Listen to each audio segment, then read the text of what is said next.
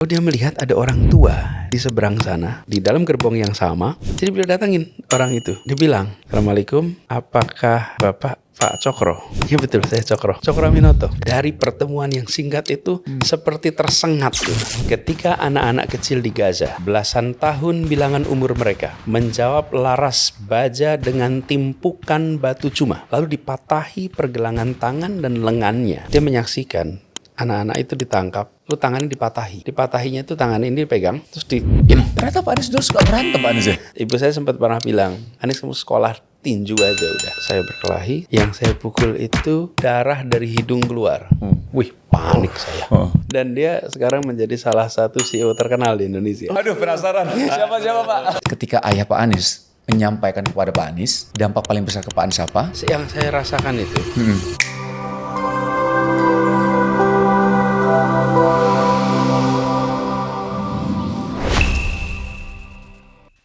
Dulu pernah, nggak tahu nih saya mungkin bisa salah tuh. Pak Habibie rahimahullah ya, almarhum Pak Anies bilang kalau nggak salah beliau tuh bisa ngomong berapi-api ketika rapat, tapi itu hanya karena gayanya kayak gitu. Tapi ketika di luar itu pelukan segala macam. Maksudnya ya itu hanya sebatas rapat, kita memang mungkin punya karakter masing-masing gitu loh Pak Anies. Itu kalau menurut Pak Anies gitu gimana? semangat gitu, spirit itu. Semangat, tapi kadang-kadang kayak bahasanya tuh bisa gebrak meja. Ini nggak bisa nih kayak gini ya segala macam gitu loh. Tapi ya itu memang gayanya yang itu gitu. Tapi ada juga gaya mungkin yang tenang. Iya, ya kan itu otentik. Menurut saya malah justru itulah yang penting, otentisitas. Oke. Kalau otentik, maka dia akan alami. Iya. Dan dalam peristiwa yang berbeda-beda pun akan tetap sama. Jadi kalau lagi rapat, lagi diskusi, penuh dengan semangat. Sebenarnya ketika ketemu orang juga penuh dengan semangat. Cuman kalau ketemu orang kan penuh dengan semangat keakraban gitu. Iya. Ketika ketemu dalam rapat Ada penuh sambungannya dengan tuh ya. tukar pikiran gitu. Iya. Tapi semuanya penuh dengan semangat. Dan memang orang seperti Pak Habibie itu orang yang punya bara Iya sih, karakternya. kuat. Sehingga dia menyala terus tuh Ya Masya Allah. untuk ketemuan siapapun. Saya ketemu Pak Habibie pertama kali itu SMA kelas 3. Oke. Saya wawancara seperti gini. Wah serius Pak? Terus Beliau waktu itu? di Jakarta, beliau Menristek. Oh Menristek, oke. Oh, saya pernah baca ini kayaknya nih. Kepala Rasanya. BPPT. Iya. Saya datang ke kantornya dan saya ingat itu delay-nya berjam-jam. Karena kita appointment, misalnya appointment jam 11 gitu ya. Mungkin Pak Habibie baru datang jam 3 sore. Pokoknya berjam-jam kita tuh. Kenapa berjam-jam? Karena saya sampai hafal bentuk ruang kerjanya. Karena saya nunggu di ruang kerja gitu. Oh Masya Allah. Jadi udah dipasang semuanya di ruang kerjanya. Saya untuk wawancara direkam pakai kamera begini. Dulu Pak Anies? Ya, SMA itu pakai wawancara begini. Kalau sekarang namanya podcast. Kalau dulu namanya bukan podcast, itu wawancara. Wawancara pakai kamera, pakai kamera TV. Nah, kemudian ketika saya liatin kan di mejanya Pak Habibie itu pesawat terbang banyak sekali. Jadi saya lihat, saya ambil gitu, saya taruh. Sekretarisnya datang, aduh mas, jangan dipegang, katanya. jangan dipegang, jangan diangkat. Kenapa? Nanti ditegur saya sama Pak Habibie. Ini Pak Habibie itu apal persis posisinya di mana pesawat-pesawatnya itu. Saya ingat tuh, karena saya saking lamanya nunggu di situ. Terus datanglah Pak Habibie, nah terus ngobrol di situ, bercerita tentang peristiwa-peristiwa sepanjang perjalanan hidupnya. Dari mulai ketika ayahnya meninggal pada saat sholat, ngimamin sholat, kemudian sampai ketika dia hampir mengalami itu biasanya kita sebut near death experience tuh, pengalaman dekat meninggal ketika dia sakit di Jerman, sangat spirited dan beliau sampai air matanya itu mengembang ketika bercerita itu, sangat emosional percakapan itu. Mudah-mudahan masih ada rekamannya itu. Tahun berapa tuh Pak ya? Tahun 89. Rekamannya di mana tuh kita? TVRI. Oh TVRI Mas ya? Itu punyanya TVRI. Enggak, maksudnya Pak Anies kok bisa dapat kesempatan jadi host gitu Pak? Iya, jadi waktu itu di Jogja Kepala TVRI itu Pak Ishadi SK. Oh, Isani SK ya. Beliau itu mengatakan ini program televisi ini boring kata dia. Nggak menyentuh anak-anak muda. Oh, oke. Ya. Supaya menyentuh anak muda, kita bikin sebuah program yang hostnya anak muda. Hostnya anak-anak muda untuk mewawancara tokoh-tokoh. Ya. Nama programnya Tanah Merdeka. Tanah Merdeka, oke. Lalu dibuatlah open recruitment. Nah, saya termasuk daftar, saya terseleksi, saya menjadi Hostnya. salah satu host di situ. Masih di Jogja waktu itu ya? Masih Jogja. Ada berapa host Pak Anies? Yang terpilih itu kira-kira ada 20-an orang. Oh, maksudnya itu ganti-gantian gitu ya Pak Anies ya? Ganti-gantian. Jadi gini, banyakan, tapi nanti bergantian wawancara siapa. Karena wawancaranya banyak sekali. Kita wawancara puluhan orang. Oh, oke. Nah, saya dapat kesempatan untuk Habibie ya, Pak Masya Allah. Habibie, Pak Emil Salim, Oh, Masya Allah. Ibu Tin. Oh, Masya Allah. Kemudian saya juga wawancara sama Eros Jarot, Chrisye, macam-macam itu. Saya Taufik Ismail. Nah, jadi kami itu biasanya ke Jakarta. Nah, lalu pada Jakarta pada musim libur. Lalu bikin wawancara sebanyak-banyaknya di situ. Oke. Di stok. Ya, Nanti bikin kemudian stok lah ya. Bikin stok nanti ditayangkan tiap bulan. Di TVRI. Nah, asalnya TVRI Jogja. Terus kemudian karena program ini bagus, ditayangkan juga di tingkat nasional. Oh, tadinya memang buat di Jogja. Oh. TVRI Stasiun Jogja. Oke. Lalu karena acaranya menarik, kemudian ditayangkan di nasional. Dan hostnya semua dari Jogja dong berarti? Iya, nah Jogja semua. Masya Allah. Itu dari berapa audisi berapa orang Pak Anies? Wih, ribu ya?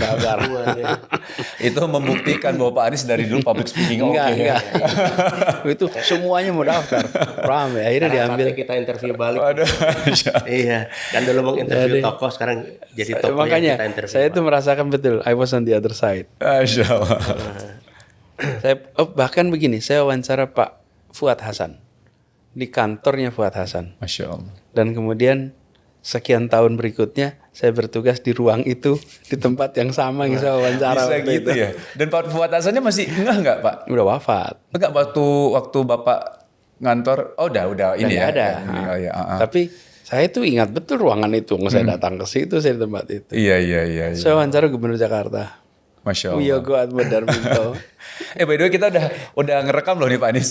Udah Sampai jalan karena setiap kata pasti ada ilmu yang bisa kita ambil nih insya Allah. Jadi itulah makanya sebenarnya kita itu saya sering ceritakan yuk sibuk aja dah kalau jadi anak muda itu. Produktif ya Pak ya? Ya produktif, ada karyanya apapun aja sesuai dengan yang diminati. Ya. Yang tanpa kita potensinya sadari, ya Pak. Yang tanpa kita sadari itu adalah pembelajaran yang kemudian nanti berguna di kemudian hari. Saya kan gak pernah membayangkan, bahwa satu saat pengalaman ngobrol pakai mikrofon dan dikasih kamera itu yang dialami dulu ketika masih kuliah ternyata berguna sekali di kemudian hari. Sekarang berbalik ya Pak. Pada waktu itu saya hanya menjalankan sebagai sebuah kegiatan, rasa ingin tahu, pengalaman lah ya Pak. Pengalaman. Jadi saya banyak ketemu dengan tokoh-tokoh wawancara itu ada Rendra, ada udah banyak sekali banget ya. Budayawan yang berapa ini Pak? Berapa narasumber yang Bapak pernah wawancara Pak? Waduh banyak sekali. Lupa saya kalau jumlahnya. Dan kebetulan tapi menarik berbeda-beda ya Pak ya? Maksudnya ada seniman, budayawan, terus tokoh gitu ya, tokoh politik gitu ya Pak ya? Sampai Chrisye. Iya makanya kan seniman. Art iya kan? Nah bahkan ini ya, tadi ngomong soal ini, saya pernah wawancara Pak Harmoko. Itu unik tuh wawancara Pak Harmoko itu. Ketika wawancara Pak Harmoko di Jogja waktu itu. Begitu masuk, dia ada kegiatan peresmian apa gitu. Lalu kita akan wawancara sesudahnya. Beliau datang, udah wawancara di kamar saya aja katanya. Wawancara di kamar. Rupanya dia dikasih kamar yang terbesar di hotel itu, Hotel Sahid di Hotel Sahid ya. Hotel Sahid, lokasinya di dekat bandara di Sucipto. Waktu masuk itu hotelnya itu besar sekali. Jadi presidential suite lah kalau istilah yang sekarang itu. Begitu masuk, ini kamar saya. Buat apa kamar sebesar ini? Oh gitu. Ya, enggak, saya nggak mau di sini. Mereka kita udah ikut tuh. Enggak, saya nggak mau di sini. Saya nggak mau di sini. Siapa yang ngatur ini? Siapa yang ngatur ini? Jadi rupanya dia bilang saya tidak mau ditaruh di kamar presidential suite. Saya ditaruh kamar biasa yang ada ruang tamunya, yang regular suite. Iya, iya. Jadi ada supaya bisa terima tamu. Wah, panik semua tuh. Kelihatan tuh ada kalau bahasa Jawa bilang kedandapan gitu. Tapi memang sosok beliau gitu. Rupanya saya kan itu kan off kamera. Iya, betul. Kita pindah. Terus kemudian cari tempat duduk di bawah. Terus ngobrol situ, diskusi panjang lebar. Jadi kita sering mendapatkan sisi lain. Iya. Oh, Pak Emil Salim. Pak Emil Salim tuh saya ingat sekali wawancara Pak Emil itu harusnya wawancaranya itu tadi karena mereka seperti Pak Habibie, kenapa terlambat? Beliau di sidang kabinet. Oke. Yang menempatkan mundur. Pak Emil Salim mendadak ada urusan di Istana Bogor. Jadi yang harusnya wawancara di kantor Menteri KLH Ya. pindah jadi kami ke Bogor. Oh, Pak Anies yang ke sana jadinya. Oke. Tapi tidak di Istana Bogor, di Kebun Raya Bogor wawancaranya. Oke. Outdoor gitu dong? Outdoor. Oke. Ngobrol sama Pak Emil itu di antara Kebun Raya Bogor. Di situ kami berdiskusi dengan Pak Emil. Dah selesai itu, terus Pak Emil tanya, ini kalian akan kemana? Ya, kita akan pulang ke Jakarta. Anies ikut sama saya naik mobilnya Pak Emil. Kenapa Pak Anies yang dipilih? Ya nggak ingat saya, tapi saya mau wawancara beliau. Jadi iring-iringan itu saya ikut mobil menteri dari mulai Bogor sampai ke Jakarta. Mobil Volvo tuh. Dan ngobrol dengan Pak Emil di sepanjang perjalanan. Wih, itu pengalaman tidak terlupakan. Saya anak SMA kelas 3 gitu. Iya dong. Tapi ada satu hal yang menarik nih. Saya ke Jakarta wawancara dengan Pak Taufik Ismail. Saya biasa manggilnya Kak Taufik Ismail. Kenapa panggilnya Kak Taufik? Karena kami sama-sama alumni pertukaran pelajar AFS. Dan sesama alumni itu memanggilnya memang Kak. Oh. Lalu ketika kami rombongan AFS itu pulang, yang menjemput dari New York ke Jakarta adalah Kak Taufik Ismail. Oke. Kita ber-27 kalau tidak salah. Dia menjadi Sepron. Nah, di tahun 89 saya mewawancara beliau, kita sepakati untuk wawancara di Ancol. Jadi di Ancol di tepi pantai. Beliau baru pulang dari Palestina. Masya Allah. Tahun berapa itu? 89. Oke. 87 itu mulai munculnya Intifada. Intifada ya. Intifada. Dan lalu Taufik Ismail itu di dalam wawancara kita menceritakan apa yang beliau lihat ketika beliau berada di Palestina. Menyaksikan anak-anak Palestina menggunakan batu untuk melawan tentara Zionis Israel. Menyaksikan sendiri ya. Beliau itu menjelaskan dengan puisi. Saya mau Google puisinya. Karena judulnya itu memang sesuai dengan situasi juga saat ini. Palestina, bagaimana bisa aku melupakanmu? Oh iya benar itu. Allah. Itu benar. Ketika rumah-rumahmu diruntuhkan bulldozer dengan suara gemuruh menderu, serasa pasir dan batu bata dinding kamar tidurku bertebaran di pekaranganku, meneteskan peluh merah dan mengepulkan debu yang berdarah. Ketika luasan perkebunan jerukmu dan pepohonan apelmu dilipat-lipat sebesar sapu tangan, lalu di Tel Aviv dimasukkan dalam file lemari kantor agraria, serasa kebun kelapa dan kebun manggaku di kawasan Khatulistiwa yang dirampas mereka. Ketika kiblat pertama mereka gerek dan keroaki bagai kelakuan reptilia bawah tanah, dan sepatu-sepatu serdadu menginjak tumpuan kening kita semua, serasa runtuh lantai papan surau tempat aku waktu kecil belajar tajwid Al-Quran 40 tahun yang lalu. Di bawahnya ada kolam ikan yang air gunungnya bening sebiru-biruan kini ditetesi air mataku. Indah, Ustaz. Bagaimana Masya Allah ya. bisa aku melupakanmu? Nah, ini dikatakannya. Ketika anak-anak kecil di Gaza, belasan tahun bilangan umur mereka, menjawab laras baja dengan timpukan batu cuma, lalu dipatahi pergelangan tangan dan lengannya, siapakah yang tak menjerit? Serasa anak-anak kami Indonesia jua yang dizalimi mereka. Lalu dia menyampaikan pesan imajinasi ini. Tapi saksikan, tulang muda mereka yang patah akan bertaut dan mengulurkan rantai amat panjangnya, pembelit leher lawan mereka, penyeret tubuh si zalim ke neraka. Jadi pada waktu itu diceritakan, dia menyaksikan anak-anak itu ditangkap, lalu tangannya dipatahi. Dipatahinya itu tangan ini dipegang, terus di gini. Oke, jadi lengan ini gini. Dia lihat sendiri katanya. Maka itu dia membayangkan lengan tangan itu nanti membentuk rantai. Patahan-patahan itu. Dan rantai itu yang nanti akan menyeret si zalim itu ke neraka. Jadi saya dapat kesempatan bukan dengar baca puisinya, saya dapat kesempatan bagaimana cerita di balik mengapa jadi kalimat itu. Iya. Itu nempel sekali. Saya masih belasan tahun ketika dengerin itu. Oh, ini saya terusin. Ini yang dia bacakan persis nih di tahun itu. Ketika aku simak puisi-puisi Fatwa Tuqan, Samir Al-Qasim, Harun Hasim Rashid, Jabra Ibrahim Jabra, Nizar Kabani, dan seterusnya yang dibacakan di Pusat Kesenian Jakarta, ini katanya, jantung kami semua berdegup 2 kali lebih gencar. Lalu tersayat oleh sembilu bambu deritamu. Lalu darah kami pun memancar ke atas lalu meneteskan guratan kaligrafi tulisan Allahu Akbar dan bebaskan Palestina. Masya Allah. Bayangkan coba. Dia membayangkan jantung berdegup lebih keras 2 kali. Lalu tersayat oleh bambu deritanya.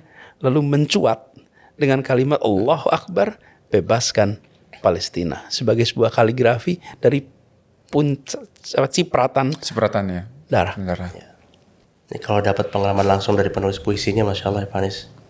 Lebih terasa jiwanya. Kami di situ mendengar sambil tidak bisa tidak. Air mata itu mengambang.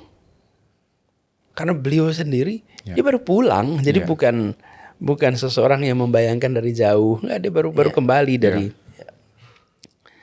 dari Palestina dan menceritakan itu semua. Lalu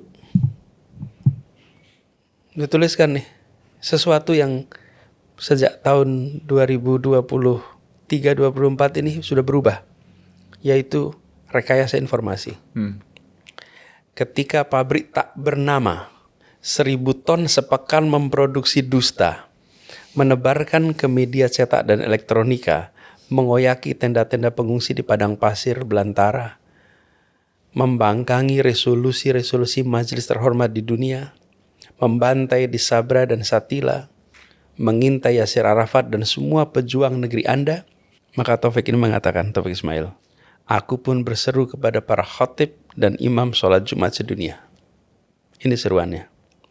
Doakan kolektif dengan kuat seluruh dan setiap yang menapak jalannya, yang ditembaki dan yang kini dalam penjara.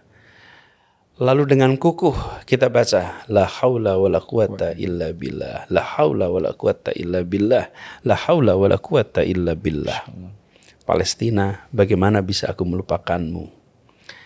Ini dikatakan sebagai penutup. Tanahku jauh. Tanah kami jauh bila diukur kilometer. Beribu-ribu kilometer jaraknya.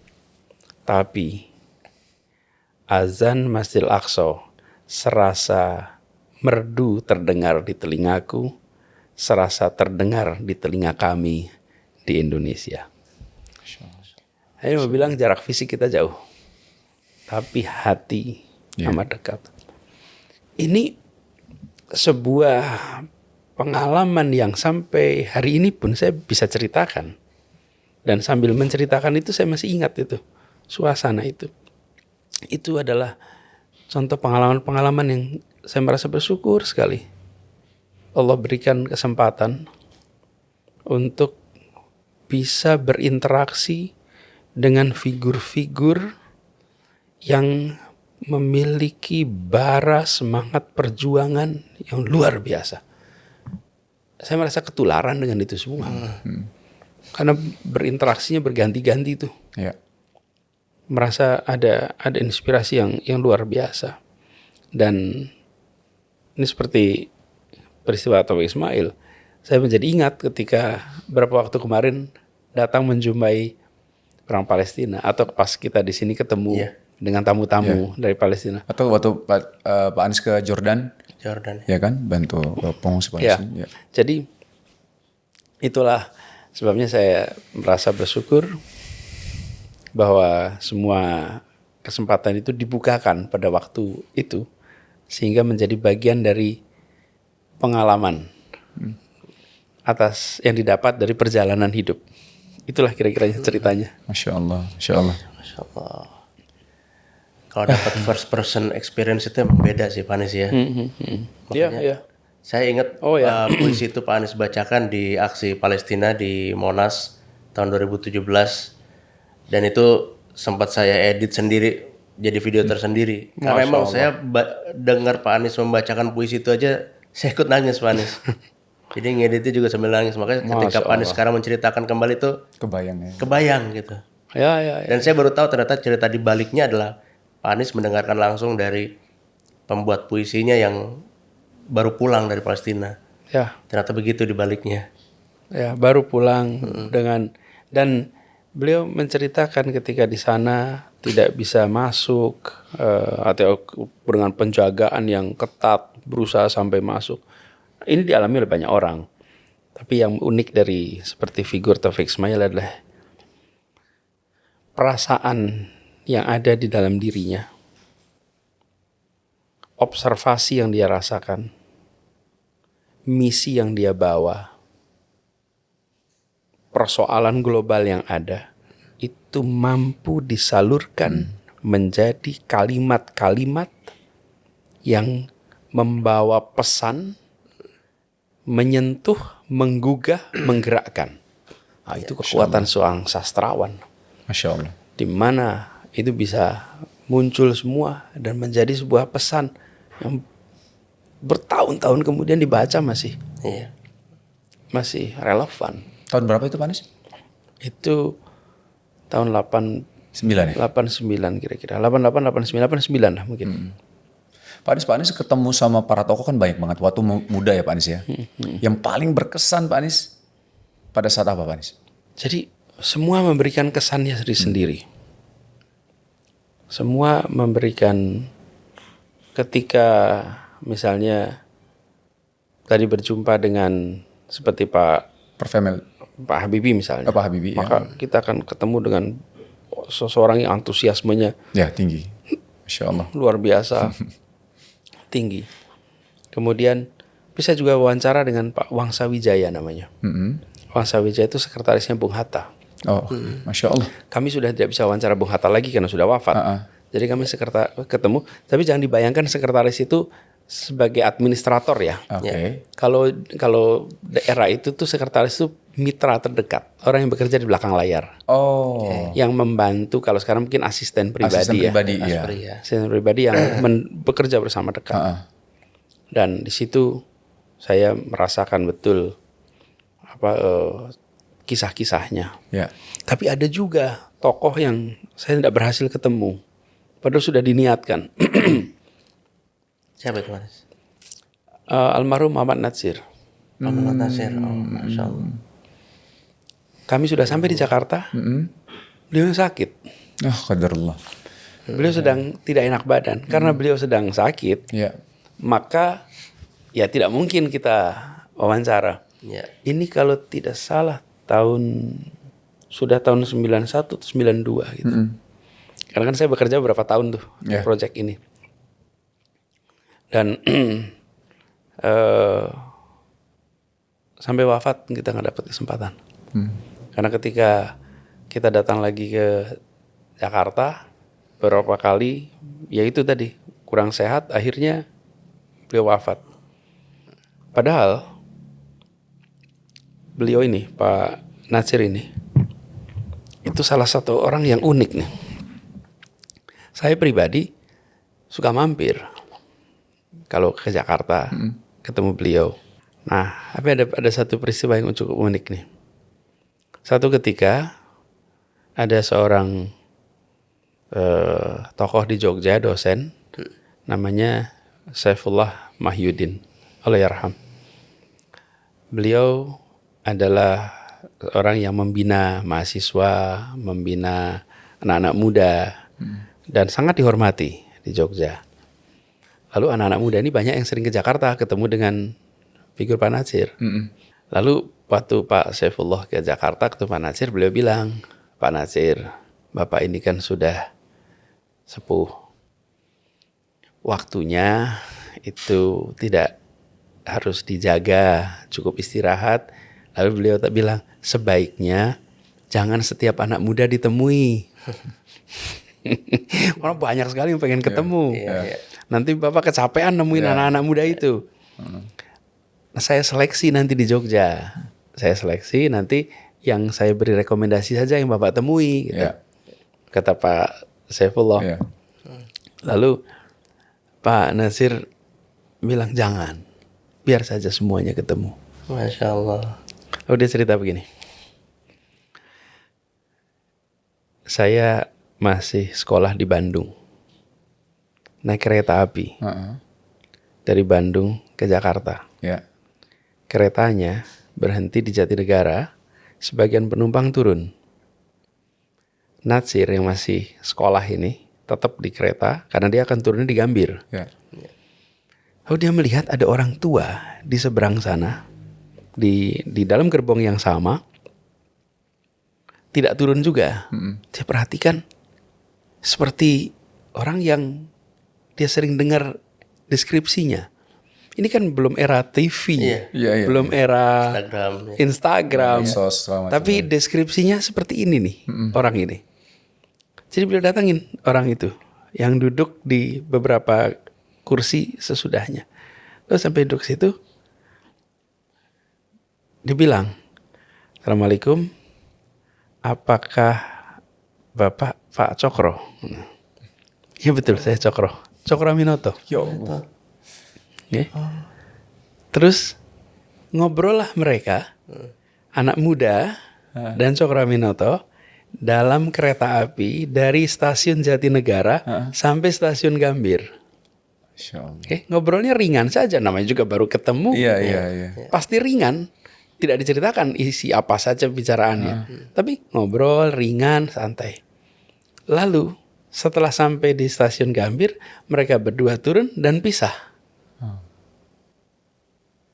Tapi cerita Pak Natsir, saya berubah sesudah saat itu. Berubah. Sesudah saat itu, saya menjadi aktif. Saya menulis, saya membaca, saya tergerak. Dari pertemuan yang singkat itu, seperti tersengat gitu. Oleh Cokro Aminoto. Tapi tidak ceritakan apa isi. Ya, pasti obrolan ringan. Pasti operasi ada obrolan kan. Tapi merasakan itu tadi yang saya bilang. Ini bukan soal isi omongannya, tapi percakapan itu sendiri inspiring. Dan dia merasa seperti tersengat lalu menjadi aktif, menjadi bergerak, menjadi yang kita tahu kemudian. Karya-karyanya banyak, aktivitasnya banyak, dan menceritakan betapa instrumentalnya pertemuan itu. Lalu Pak Natsir bilang, biarkan anak-anak yang biasa-biasa itu seperti saya yang biasa-biasa dulu itu. Ketemu, siapa tahu saya bisa berguna untuk anak-anak itu. Masya Allah. Okay?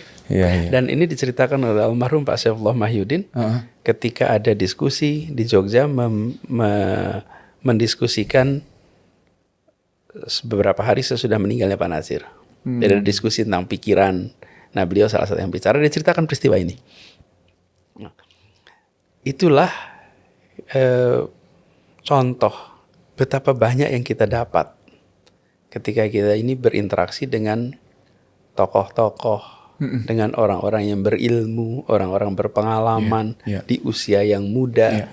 Itu tanpa kita sadari saat itu juga, kita ini sebenarnya mendapatkan asupan yang begitu banyak. Ini baru tokoh-tokoh biasa. Bayangkan ketemu Rasulullah SAW. Masya Allah. Sallallahu alaihi wasallam. Gimana tuh? Energinya yang dirasakan. Ini kita pun ketemu tokoh-tokoh. Jadi saya tadi cerita bahwa peristiwa-peristiwa seperti ini menjadi pelajaran. Makanya saya sering anjurkan pada teman-teman, yuk mumpung masih muda, sempatkan untuk berinteraksi langsung. Itu beda dengan melihat dari sini. Dan itu jadi isu besar, Pak Anies, terkait itu kan. Maksudnya dengan teknologi yang semakin canggih, orang berinteraksinya lewat jalurnya jalur media sosial. Nah, sedangkan banyak, ya contohnya kayak gini Pak Anies, ada teman saya itu pintar banget orangnya, pintar banget. Terus sampai saya tanya, lo kok bisa sepintar ini sih, gitu kan? Terus dia bilang, nggak tahu ya, gue cuman dulu waktu kecil gue sering ngobrol sama kakek-kakek tetangga gue. Dan teman-teman gue tuh kakek, ya yang tua-tua. Dan mereka menceritakan sejarah, menceritakan ini, dan itu nempel banget di kepala gue gitu no. Jadi interaksi itu memang ini ya Pak Anies, energinya beda ya Pak Anies, langsung ya. Gitu. Karena apalagi di usia muda, itu usia ada golden period yang 0 sampai 6 tahun. Itu periode di mana rangsangan-rangsangan yang masuk pada saat itu akan punya dampak yang panjang sekali. Masya Allah. Pak Anies, ini kita Masya Allah ini sebenarnya pengen tahu juga nih sama Pak Anies ya, terkait masa lalu Pak Anies nih. Bayangan kami nih Pak Anies ya, Pak Anies tuh kutu buku, ya kan. Pak Anies tuh idaman orang tua lah, yang nurut gitu ya, suka baca, terus pokoknya ibadah terus, udah kayak gitu deh. Cuman kalau saya menemukan fakta yang cukup menarik nih Pak Anies. Apa itu? Ternyata Pak Anies dulu suka berantem Pak Anies ya. Iya, makanya saya baru ngomong ketika ngomong gitu, harus tanya sama ibu saya. Itu kok bisa Pak Anies? Maksudnya saya tuh ngebayangin Pak Anies dulu tuh hanyalah anak. Untuk itu, ini juga mungkin barangkali bisa. Untungnya nakalnya dikerjain di muda dulu. Iya bisa juga, udah kenyang nakal waktu muda Pak Anies. Waktu anak-anak. Waktu Iya, saya ketika anak-anak sering berkelahi. Kemudian memang berkelahinya juga ya apa ya, bukan keroyokan ya. Satu-satu gitu. One on one gitu. Sering berkelahi. Kemudian ya namanya juga anak-anak kan main. Cekcok, berantem. Gitu. Konflik gitu. Dan pada waktu SD itu memang sampai ibu saya ini berkali-kali dipanggil ke sekolah. Sampai ke sekolah Pak Anies, bukan lingkungan rumah dekat rumah. Saya dengarnya waktu itu lingkungan dekat rumah Pak Anies suka berantem sama anak-anak kampung di situ gitu. Sampai sekolah. Jadi sama ibu saya dipanggil sekolah berkali-kali, dan buat ibu saya itu kalau dipanggil ke sekolah tuh memang agak rumit.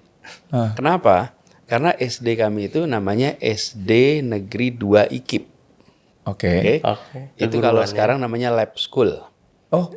Itu adalah sekolah yang bagian dari IKIP. Institut Keguruan ya? Iya, Institut Keguruan. Nah, itu adalah tempat dulu laboratori. Sekolah-sekolah untuk bagi calon guru maupun untuk uji coba materi. Itu di sekolah itu. Sekolahnya milik universitas. Nah, ibu saya itu dosen di IKIP. Tapi makanya timbul komplikasi itu. Karena ibu saya dosen di IKIP, sekolahnya milik IKIP. Banyak dari guru-gurunya di situ adalah juga kalau bukan kolega adalah mahasiswa. Ini anaknya troublemaker. Aduh, kebayang tuh apa rumitnya. Jadi ibu saya sempat pernah bilang, udah Anies kamu sekolah tinju aja udah.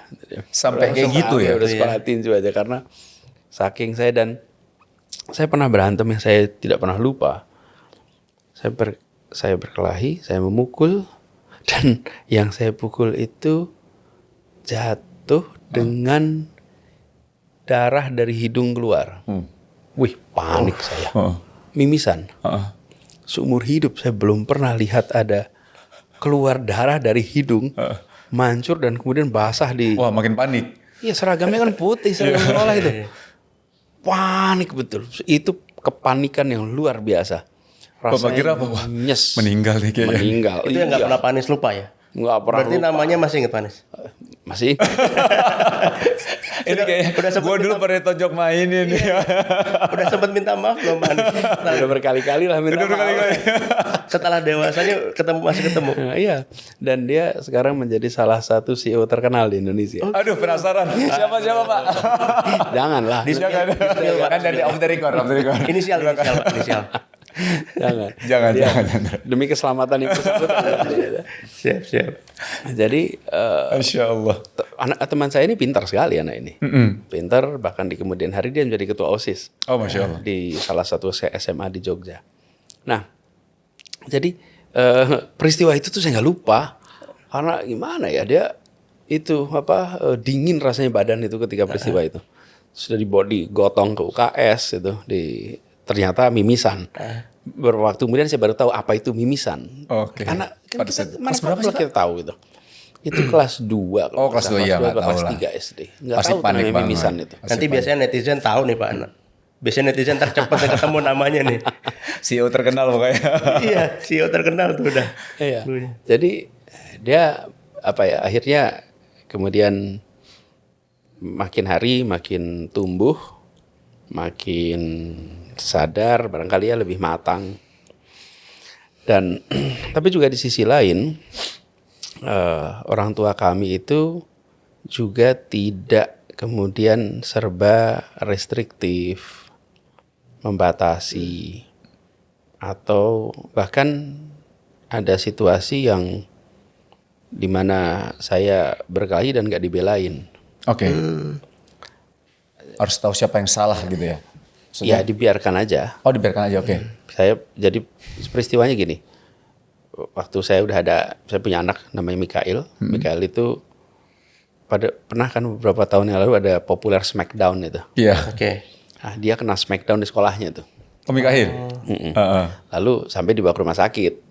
Nah, kemudian saya lagi di kantor, saya ditelepon, ya akhirnya udah recover aman lah. Pas pulang ada tante saya cerita, Nis, itu yang dialamin Mikail tuh dulu juga sama tuh, Anis segitu juga. Nah di situ baru saya tahu ceritanya. Saya nggak pernah tahu ceritanya. Tante saya yang cerita. Jadi dia cerita gini, pada saat itu Anis lagi berantem sama teman dikeroyok. Jadi saya ini keroyok nih. Oke.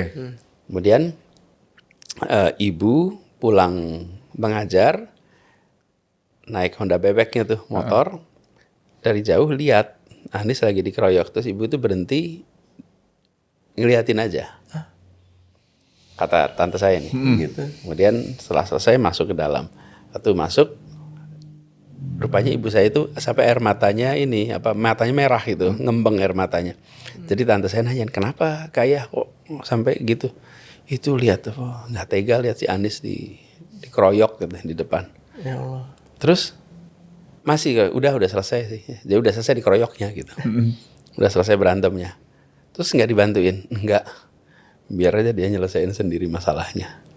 Jadi ibu saya itu menyaksikan dari jauh, tidak intervensi, sekedar memastikan ya biarlah itu bagian dari pengalaman dia gitu kira-kira. Selama itu ya selama berantemnya masih terukur lah kira-kira. Iya. Sampai selesai. Berantem selesai baru ibu saya tinggal. Nah, dan saya nggak pernah tahu dan saya tidak pernah diceritakan ini. Oh. Baru ketika ada peristiwa anak saya nih, baru cerita. Baru dan cerita juga tante saya bukan ibu saya. Iya cerita maksudnya tante ya. Nah itu confirm dengan pengalaman saya. Pengalaman saya ibu dan bapak itu ya sudah bagian dari perjalanannya aja. Kalau harus menghadapi masalah ya selesaikan masalahnya. Okay. Kalau ketemu dengan kendala-kendala ya hadapi aja kendalanya, itu kan bagian. Itu bagian dari pembelajaran yang kita tidak sadar. Lalu ada contoh juga waktu karena saya sering berantem itu, ayah dan ibu itu mau mengarahkan supaya tadi saya barangkali suka baca, suka itu. Tapi cara mereka itu tidak dengan memberitahu saya tentang pentingnya membaca, enggak. Jadi ibu, bapak itu bilang, Anis, kamu suka naik sepeda. Cuman boleh naik sepeda dalam kampung. Dalam kampung itu artinya apa? Di jalan tanah. Ya. Nggak boleh ke jalan aspal. Kalau ke jalan aspal, itu namanya jalan raya. Belum boleh. Tapi mereka bilang gini, boleh ke jalan aspal kalau perginya ke perpustakaan. Tanpa perlu harus memberitahukan pentingnya membaca buku. Enggak. Jadi kemudian saya itu kalau sore naik sepeda ke perpustakaan bukan karena mau baca buku, karena saya kepengen naik sepeda. Oh, hobinya Pak Anies naik sepeda. Iya, saya kepengen naik sepeda di jalan raya. Dan naik sepeda di jalan raya itu dari rumah kami Jalan Kaliurang KM 5 ke perpustakaan Kedaulatan Rakyat. Itu adalah perpustakaan anak-anak. Perpustakaan buku-bukunya untuk anak-anak dan remaja. Iya. Jadi saya itu naik sepeda ke sana, didaftarkan perusahaan bareng-bareng, naik bertiga. Rutenya hanya boleh ke situ. Ya memang bolehnya ke Kalau jalan aspalnya dari rumah bolehnya hanya ke perpustakaan. Ya, kalau jalan kampung bebas. Ya kalau jalan kampung bisa kemana aja. Tapi kalau itu ada perusahaan dan kira-kira itu mungkin sekitar 3,5 kilometer. Oh, lumayan. Tapi naik sepeda lah ya. Naik sepeda 3,5 kilometer 4 kilometer lah naik sepeda. Nah jadi saya kalau sore ke perpustakaan pinjam buku, balikin lagi, balik lagi, bolak-balik gitu, terus aja. Sampai akhirnya terbiasa baca buku. Oh, bukan dari dulu suka baca buku, Pak? Bukan ya gara-gara ini. Oh, Ya, artinya ini salah satu faktornya di rumah orang tua baca. Tapi maksud saya caranya mengajarkan itu bukan Anies. Buku itu penting ya. Iya. Baca buku ya. Seminggu sekali ya. Harus setiap jam. Wajib kan? Enggak. Melihat ya, lucu juga. Anak ini sering daripada berantem energinya lebih, kasih aja kesempatan naik sepeda. Naik sepeda, biar keluar dulu energi itu. Dan apa yang terjadi? Saya jadi baca biografi. Oh, di perpus itu. Kenapa bacanya biografi? Karena biografi itu selalu mulainya dari cerita masa kecil. Oh, oke. Dan kemudian menarik, ya. ada buku-buku biografi yang memang serial untuk anak-anak. Oke. Udah saya baca semuanya itu. Dari mulai tokoh domestik ya, seperti Agus Salim, Hatta, domestik nih. Sampai Mozart, Thomas Alva Edison, Napoleon, sebutlah tuh tokoh-tokoh lama itu. Itu semuanya saya baca. Nah, itu pengalaman mengesankan. Dan akhirnya saya jadi suka baca buku. Jadi jangan dibayangkan tadi kutu buku dari kecil memang suka baca buku. Enggak, ini tuh justru karena ada energi ya disalurin ke situ. Ini pelajaran juga bagi kami, kita semua. Barangkali dengan anak-anak itu memang kita harus seringkali menyampaikannya indirect. Oke. Tujuannya kan supaya anak ini menyukai buku, lalu anak ini punya energi lebih. Ya udah, kalau dulu caranya dengan cara begitu. Hari ini tentu caranya berbeda. Karena belum tentu sekarang pakai sepeda, belum tentu ke perpustakaan. Sekarang bisa jadi digital. Jadi teknik-tekniknya beda, metodenya sesuai zamannya. Tapi tujuannya dan caranya adalah cara yang menyenangkan. Dengan begitu saya senang sekali baca buku bukan karena terpaksa. Baca, mau balikin, ganti buku baru. Tapi memang karakter orang tua zaman dulu ya Pak Anies ya, kayaknya sabarnya lebih luas ya Pak Anies. Kerasa nggak Pak Anies? Kalau orang tua zaman sekarang tuh kita kalau mau minta anak bisa rutin melakukan sesuatu tuh ya kita direct gitu. Direct ya. Nah, sekarang belajar dari orang tua Pak Anies ini kan mau anak suka baca tapi disuruh naik sepeda dulu gitu. Dan tidak diwajibkan nanti masuk perpustakaan ya baca satu buku baru boleh pulang. Enggak gitu ya? Enggak. Bener-bener cuma begitu aja. Bebas. Ya otomatis kan minatnya tumbuh sendiri. Paling cuma ditanyain gimana ceritanya. Saya bercerita. Pancingannya lagi gitu. Dan itu pun tidak langsung, bukan kayak sekarang gitu. kita sesi diskusi buku ya gitu. Pak Anies timbul rasa cinta dengan buku tuh gimana Pak? Apakah memang karena memang dia khusus buat anak? Itu ada gambar-gambarnya nggak Pak berarti? Nggak ada. Oh berarti langsung tulisan. Oke. Itu Pak Anies langsung suka gitu. Ada fotonya. Tapi ya kan seperti buku biografi selalu ada foto. Tapi kan foto itu barangkali berapa ya di antara 30 halaman paling 3-4 foto. Ini jadi kebayang gini Indra. Jadi waktu itu Pak Anies saya pernah ngobrol sama salah satu ustadz ya. Beliau sampaikan terkait memang ketika soal tadi juga tujuannya Pak Anies. Jadi ketika ada beberapa orang tua yang memaksa untuk anaknya masuk pesantren, Ustadz malah menyampaikan kepada orang tua tersebut, sebentar nih, mau masuk tujuannya apa dulu? Untuk jadi penghafal Quran? Untuk apa dulu gitu? Oh ya, untuk menjadi penghafal Quran. Kalau hanya sekedar penghafal Quran, menjadi penghafal Quran, bisa nggak kira-kira di luar pesantren? Bisa sih Ustadz. Kalau anaknya memang nggak mau, pertama, terus kedua memang dia bisa dialihkan untuk jadi penghafal Quran lewat jalur yang lain, kenapa nggak seperti itu gitu? Nah ini sebenarnya kan yang penting tujuannya kan Pak Anis ya, tujuannya sama dengan cara yang berbeda gitu kan? Nah itulah menurut saya yang selalu harus kita perbaharui, karena teknik-teknik itu, metode itu, itu bisa berubah, tujuannya barangkali relatif sama. Oke, Pak Anis gini, ini menarik karena gini, Pak Anis kalau misal ngomong itu kan. Kalau saya lihat selalu terstruktur ya kalau ngomong ya. Mau kondisi yang santai kayak gini ya. Terus ada dua nih. Pertama, apakah sama anak-anak seperti itu juga? Terstruktur atau lebih yang bercanda-bercanda gitu ya. Terus kedua, Pak Anies tuh kok bisa sampai terstruktur gitu ngomong dalam kondisi yang menurut saya cukup bahasanya ya menegangkan lah Pak Anies. Bisa kita bilang nggak tahu ya, saya nonton Pak Anies debat aja Pak, itu saya tegang Pak, Nah, kan? gitu kan. Tapi kenapa bisa setenang itu dan bisa mengeluarkan dengan kalimat yang terstruktur seperti itu Pak? Pengalaman ya Pak Anis ya, mengajarkan. Hadza min fadli Rabbi. Ini semua adalah karunia Allah. Masya Allah. Jadi tapi prosesnya ada. Kita syukuri ini sebagai karunia. Ada prosesnya, proses yang saya sampaikan tadi, proses yang tanpa disadari belajar. Nah, sebenarnya juga kalau ngobrol di rumah ya ngobrol biasa, tapi ya ngobrol saya begini. Oh, memang kayak gini ya Pak ya? Begini, begini. Kan kadang-kadang kalau saya sama anak-anak tuh suka yang tiba-tiba jadi kuda lah sayanya. Oh, ya. Kalau soal menjadi apanya tergantung umur anaknya. Betul. Oke. Iya. Jadi bermain dengan anak-anak itu harus kita menyesuaikan dengan usia anaknya. Oh, ya. Oke. Karena kita berinteraksi dengan anak. Jadi saya dengan anak-anak itu gulat-gulatan. Oh, Masya Allah. Kemudian bahkan anak saya itu selalu ini mencoba gigit, bukan gigit apa, kuping saya dicium sampai saya merasa kegelian gitu. Dan dia berusaha setengah mati untuk membuat si ayahnya ini kegelian kan tadi. Jadi kalau dengan anak-anak sesuai umurnya ya. Pada masa mereka kecil-kecil, oh iya kita bermain apa saja. Dia mengikuti ya Pak Anis ya, mengikuti. Dan ketika dia sudah mulai tumbuh, saya yang sering dulu saya kerjakan adalah dongeng.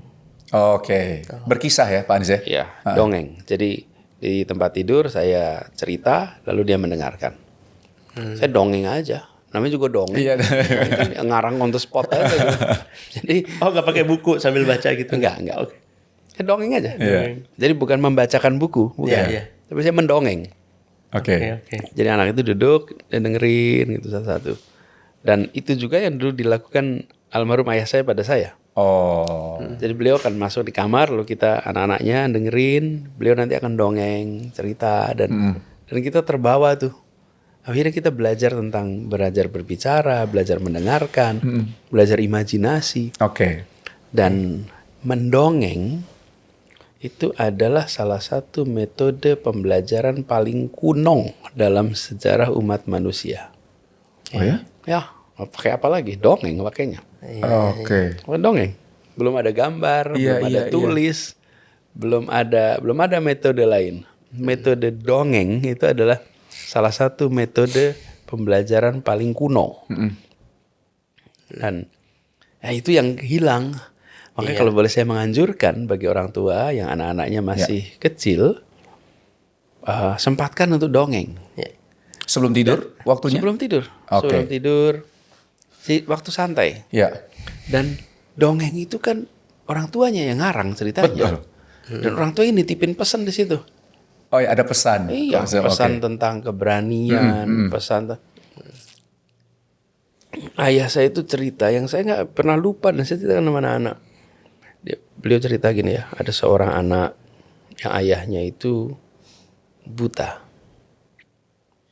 Kemudian anak ini senang main, tapi kalau sore ayahnya itu sering minta diantar jalan-jalan.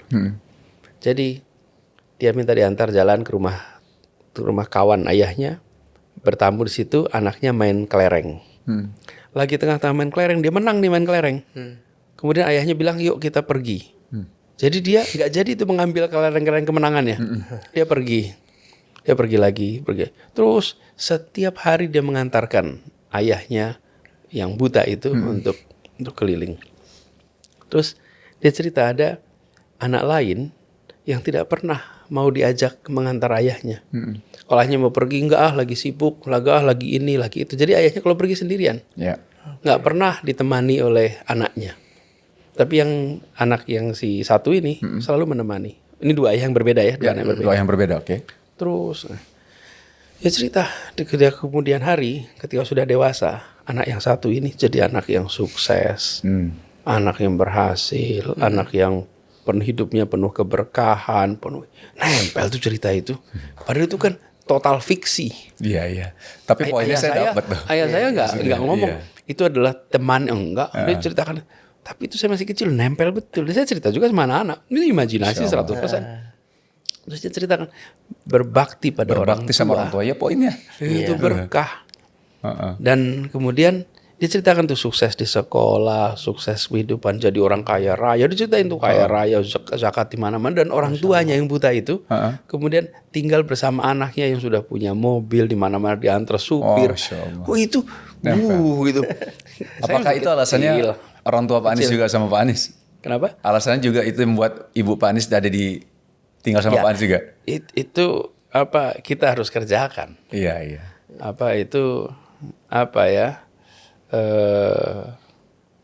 Orang tua jimat kita. Dan kita yang bukan harus sebagai semata-mata menjalankan kewajiban, tapi kita ini sudah, doa kita selalu nggak berubah kan?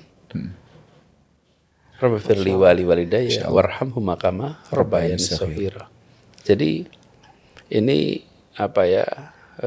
bentuk kecintaan kita dan bagaimana kita bisa membalas yang tidak pernah cukup untuk membalas atas kebaikan nggak akan mungkin mampu orang tua kita. Ya kita kan nggak akan mungkin mampu membalas kebaikan orang tua kita kan. Ya inilah birrul walidain itu begini kira-kira harus kita kerjakan. Jadi tapi cerita dari dongeng. Nah, kita perlu menganjurkan, saling mengingatkan. Saya mengingatkan diri saya sendiri dan para orang tua. Yuk kita sempetin dongeng. Iya.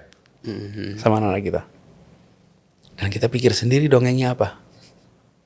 Kalau perlu tanya sama AI. Iya. Saya perlu temanya aja nanti kita kembangin. Saya nih, kira-kira cerita apa ya yang menarik? Kan ada banyak sekali koleksi cerita. Daripada sekedar membacakan. Oke.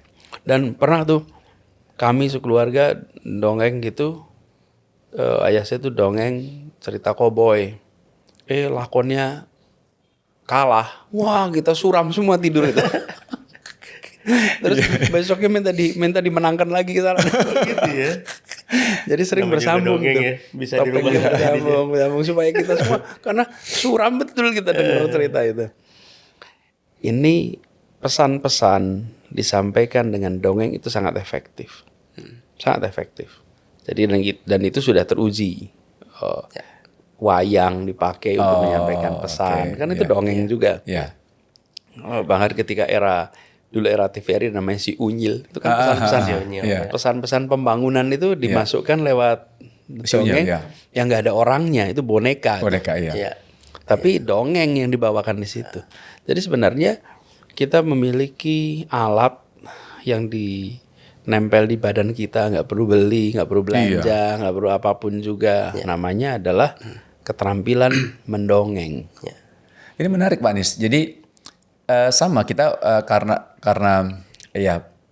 mendidik anak itu kan ada ilmunya ya Pak Anies ya. Betul. Ilmu parenting gitu. Nah di situ ada waktu itu Ustadz juga dan kita bilang pakar parenting ini juga menyampaikan kepada kita bahwa salah satu skill yang harus dimiliki oleh seorang ayah adalah skill berkisah.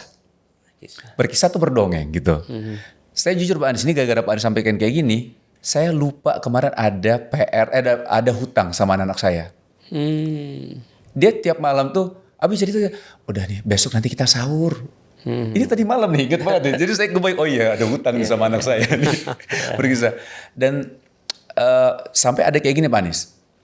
Ini kan skill Pak Anies. Salah satu skill yang kata pakar parenting tersebut bilang harus wajib dimiliki oleh seorang ayah. Karena ya di antara manfaatnya adalah kita bisa menyisipkan pesan di situ. Iya. Dan banyak hal manfaat lainnya banyak. Nah, yang saya mau tanyakan, dampak paling besar Pak Anies ketika ayah Pak Anies menyampaikan kepada Pak Anies, dampak paling besar ke Pak Anies apa? Lalu ke anak-anak apa yang Pak Anies lihat langsung? Yang saya rasakan itu, saya terbawa untuk menjadi dia. Oke. Menjadi orang yang dalam cerita itu. Ya. Jadi beliau menceritakan tentang anak itu, terus kita membayangkan, oke, kita harus jadi seperti dia nih, gitu. Sehingga kalau misalnya ayah, kakek saya mau pergi, waktu itu saya antar, saya menemani. Dari mana terinspirasi? Terinspirasi cerita tadi, ya. Dan kebetulan waktu itu kami masih tinggal dengan kakek, dengan nenek, dan saya sering harus mengantarkan kakek saya, nenek saya. Itu ingat bahwa berbakti kepada orang tua, taat kepada orang tua, bentuknya dengan mendampingi, itu pahalanya berlipat, keberkahannya berlipat, dan itu akan bisa dirasakan seumur hidup. Gini kira-kira begitu yang bayangan saya sudah dengerin dongeng-dongeng itu semua. Dan dongeng-dongeng ini bukan dongeng yang peristiwa 8 abad yang lalu, enggak. Itu bukan peristiwa yang baru gitu. Jadi relate-nya tuh lebih mudah.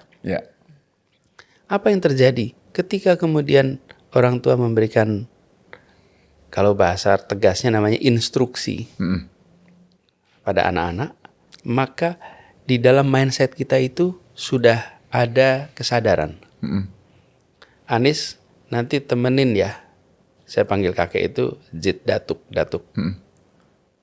Oh iya, karena di dalam kepala saya udah muncul, udah ada bayangannya. Bahwa ini bagian dari yang harus saya kerjakan juga. Jadi tidak ada resistensi. Tapi kalau itu nggak ada, instruksi ini bilang saya lagi ini, lagi itu, kalah prioritas, ini udah langsung tahu ini adalah prioritas nomor 1 nih. Dan itu yang kemudian berdampak ya dalam perjalanan hidup.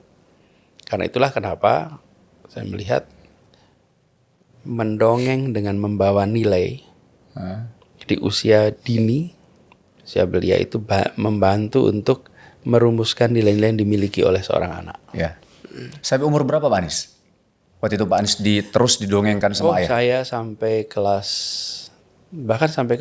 karena begini, saya sampai kelas 5, kelas 6 masih mendengarkan, kan ada adik saya yang lebih kecil. Jadi ayah itu bercerita kepada kita semua bareng-bareng, jadi bukan one on one nih. Bersama-sama nanti beliau cerita di kamar gitu. Jadi kalau kadang-kadang tuh kita berada di kamar tidurnya, lalu ngerubungin ayah. Masya Allah.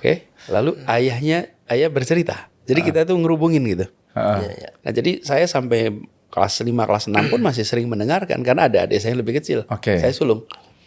Jadi sering mendengarkan itu, rutin mendengarkan. Masya Allah. Gayanya bicara ayahnya Pak Anies sama nggak kayak Pak Anies nih cara ngomongnya? Mungkin sama ya. Nah mungkin apa itu? Dengar nggak sih Pak?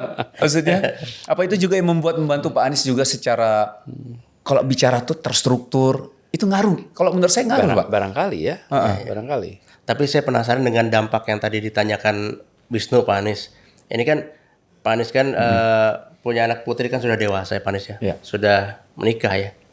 Nah ini ketika melewati masa remaja Pak Anies, apakah dampak dari ketika Pak Anies dulu suka dongeng, suka bercerita, apakah itu berdampak anaknya Pak Anies ini, putrinya, jadi menjadikan Pak Anies itu tempat bercerita gitu, curhat apapun, termasuk tentang cowok gitu. Tentang ini sebenarnya curhat dia gitu. Karena ada anak cewek. Iya sebenarnya begitu. Karena dia lo pernah cerita sama gue soalnya. Anak saya umur 17 tahun Pak Anies. Sudah masa-masanya ini. Jadi butuh wejangan dari Pak Anies. Jadi menjadikan Pak Anies itu sebagai sahabat gitu. Ceritanya belum terbuka nih lagi suka sama ini atau ini lagi suka sama dia gitu. Dan dibiasakan untuk terbuka.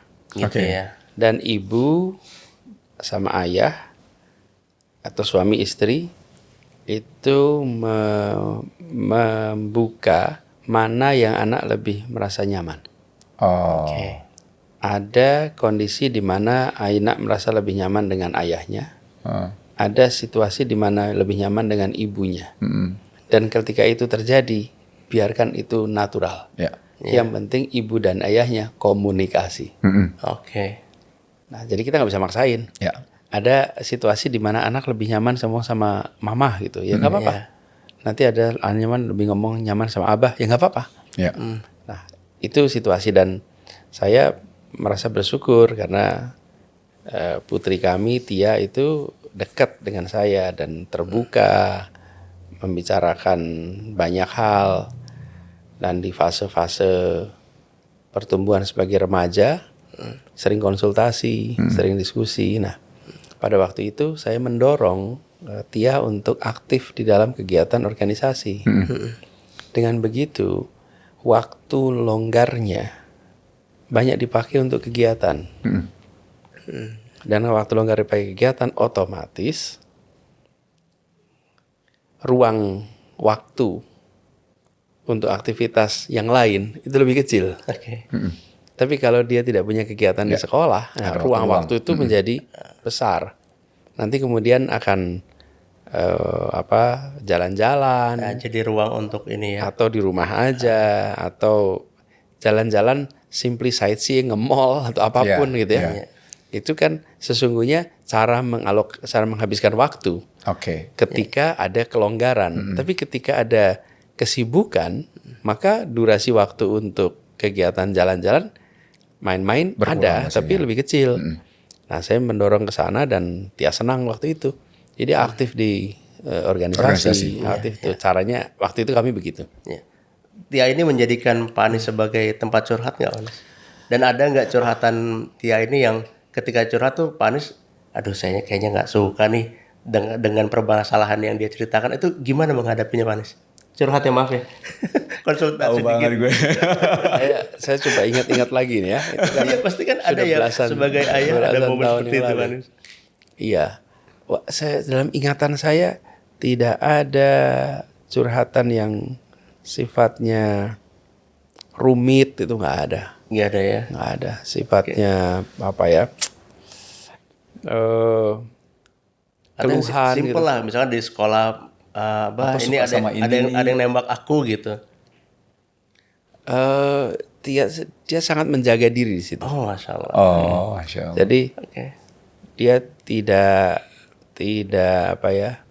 nggak model menempuh rute perjalanan itu gitu. Jadi saya nggak ketemu dengan paling tidak dia tidak cerita ya, tapi dia tidak mengalami itu, sehingga baru sesudah mulai kuliah baru ketemu dengan ada yang menunjukkan aspirasi untuk dekat gitu.